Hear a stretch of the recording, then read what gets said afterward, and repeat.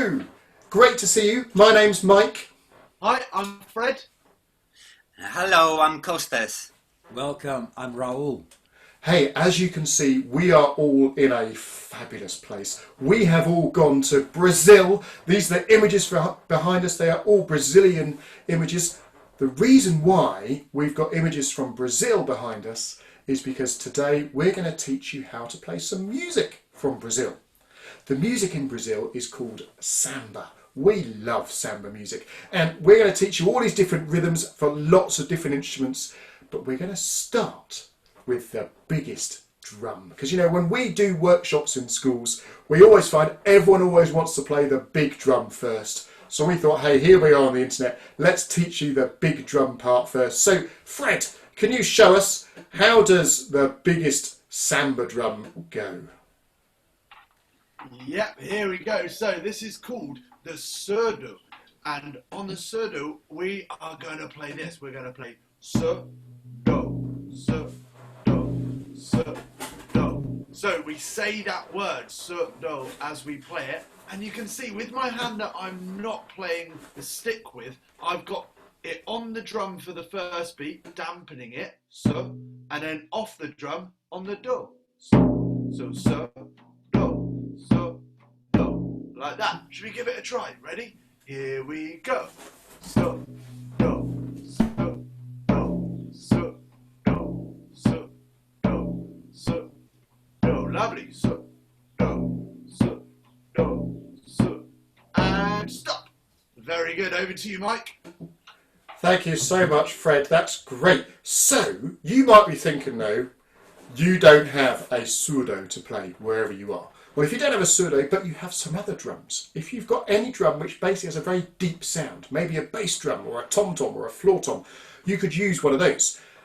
But maybe wherever you are, you don't have any drums at all. Well, how about you use a box? Have a search around. Now, this is a box that I have that had something delivered in it the other day. And if you experiment around with your box, you'll probably find you can get some different sounds out of it. Because we know, Fred had the su and the do being different sounds. So I've been mucking around with this box, and I've found that if I hit this side, I get a different sound from if I hit there. So I could get and play exactly the same rhythm that Fred played. Su, do, su, do.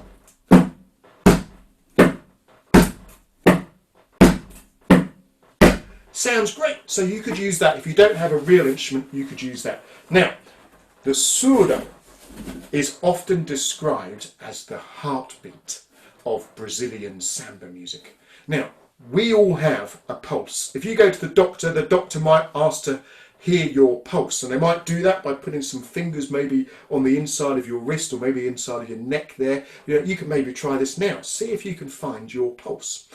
When you find it, you'll notice your pulse is a regular, steady beat, because your pulse is your heartbeat.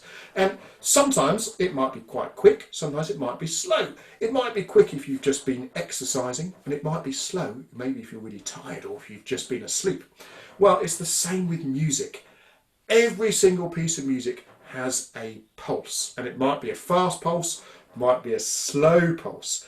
Samba music has a pulse, and the surdo playing the su, do, that is just like the pulse. So that's why we call it the heartbeat of the music. Now, there's lots of other samba instruments as well. And for all these other samba instruments, they play a bit more complicated rhythms than the surdo part. Whenever we teach rhythms in schools, we find the easiest way to do it, particularly if it's a slightly complicated rhythm, is to do what we call the three-stage teaching method.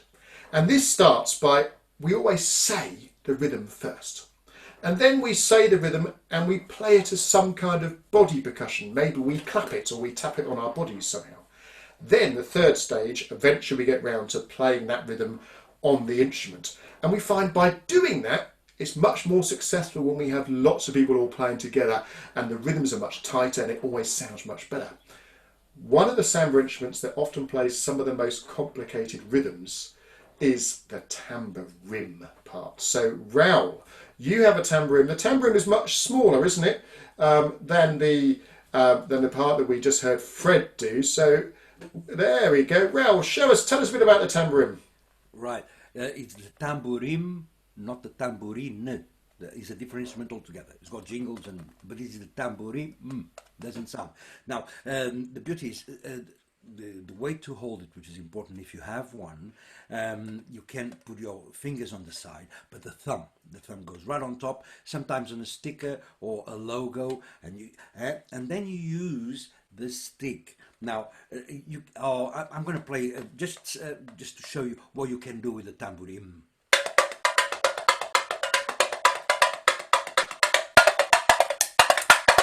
It's so fun. Now, as you've noticed, you were watching my fingers as well. Can you hear it? What am I doing? Exactly the same as I did with the stick. Look. Now with the fingers.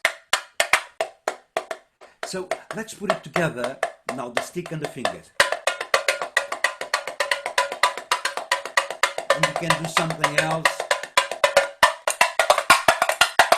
You just turn it. Oh, it's so fun. I tell you what, we're going to develop this maybe for tomorrow.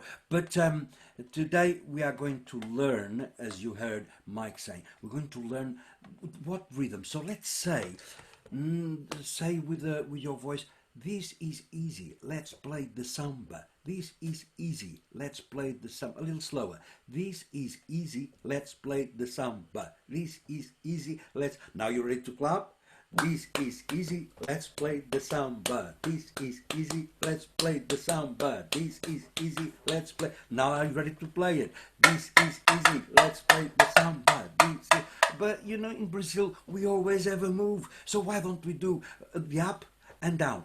This is easy, let's play the samba. This is easy, let's play the samba. This is easy, let's play the samba. Ready to stop? Stop, very good. You guys are brilliant. Wow. Mike, go ahead. That's brilliant. Hey, really fun that. Now you might be thinking as well, Rael, that was amazing, but I don't have a tambourine that I can use.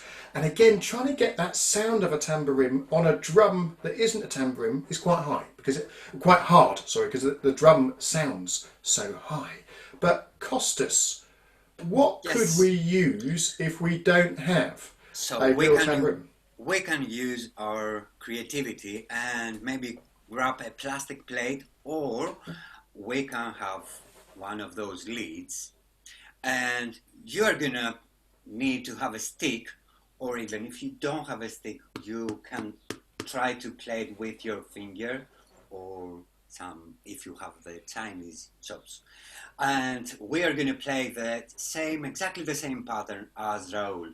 This is easy, let's play the samba. This is easy, let's play the samba. This is easy, let's play the samba. This is easy, let's play the samba. And stop. Perfect. Thank you so much, Costas. That's great. So you can do that if you don't have those instruments. Now, we talked about the pulse. Remember, that was the heartbeat, which the surdo was doing. People often get a bit confused between the word pulse and the word rhythm. Now, a rhythm really is a combination of sounds and silences. Now, the sounds could be long sounds, short sounds, or a mixture of long and short sounds. And the silences can also be long or short and a mixture. Put that all together, you've created a rhythm. So that tambourine part, this is easy, let's play the samba. You can hear some of those are quick and short, some of those are longer as well. So that is basically what a rhythm is. Now, we are also going to learn the shaker part as well, because in Brazil, they always have shakers as part of it, and the shaker is one of these ones. I like to call these the Super Silver Samba Shaker. A little bit of a tongue twister. And they sound amazing.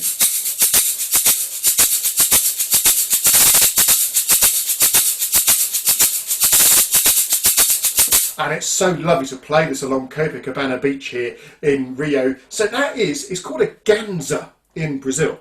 Now, how to play a shaker and how to make sure we get a really good sound out of it does take a bit of practice. Here's how you could try it. Could you just show me your fist? Make sure the back of your fist is pointing towards me.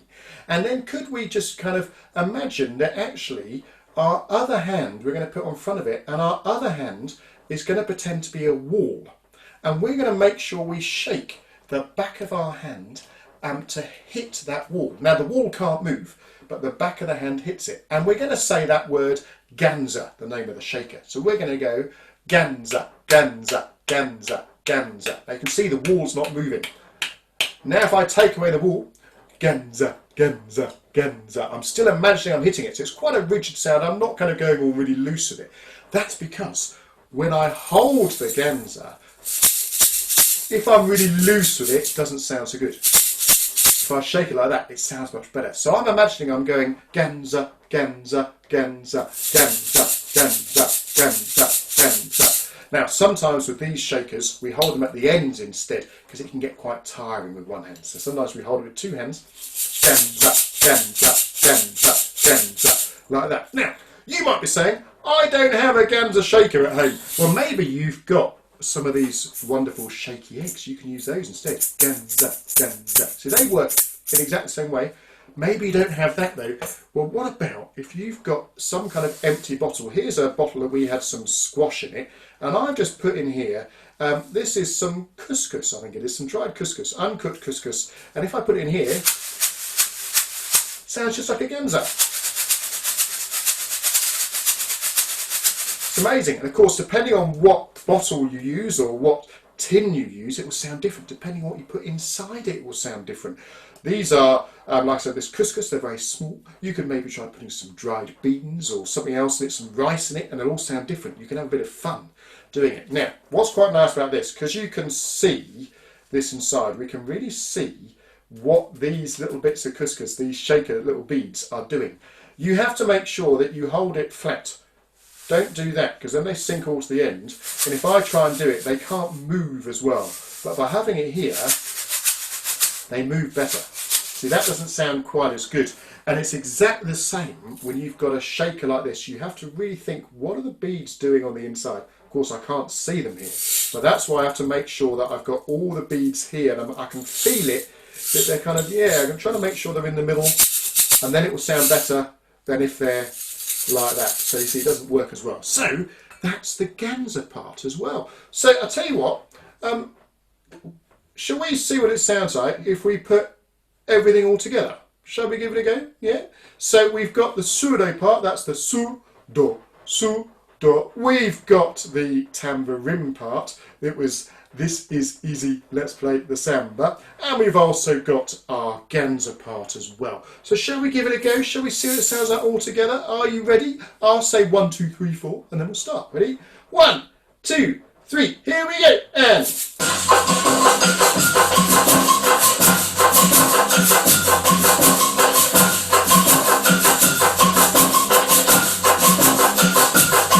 So, su, do, su, do, su, do, su, do, su, do, su, do, su, do. Well, ladies and gentlemen, this is easy, let's play the samba. This is easy, let's play the samba. This is easy, let's play the samba. This is easy, let's play all the ganza. Ganza, ganza, ganza, ganza, ganza, ganza, ganza. Yeah, woo!